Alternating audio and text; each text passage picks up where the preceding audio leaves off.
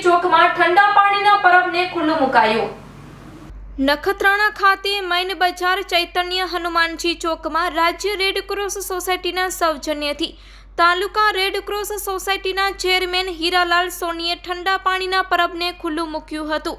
પ્રવાસીઓની અસહ્ય ગરમીમાં આવતા રાહદારીઓને ઠંડા પાણીનો લાભ લેવા રેડક્રોસ સોસાયટીના ચેરમેન તરફથી અનુરોધ કરવામાં આવ્યો હતો। આ પ્રસંગે વેપારી મંડળના પ્રમુખ શ્રી હેમેન્દ્રભાઈ કંસારા, તાલુકા ભાજપના મહામંત્રી શ્રી હરિસિંહ રાઠોડ, લોહાણા મહાજનના પ્રમુખ શ્રી રાજેશભાઈ પલણ, ભાજપ મંત્રી શ્રી જીતેન્દ્રસિંહ જાડેજા તેમજ વેપારી અગ્રણી શ્રી દિનેશભાઈ જોશી, શ્રી ભરતભાઈ કટા, શ્રી જયેશભાઈ સોલંકી, શ્રી જયંતિભાઈ વાઘેલા, શ્રી બ્રેગિનભાઈ, શ્રી મેબ્રિનભાઈ, શ્રી બટુકભાઈ તેમજ શ્રી મુકેશભાઈ વગેરે હાજર રહ્યા હતા।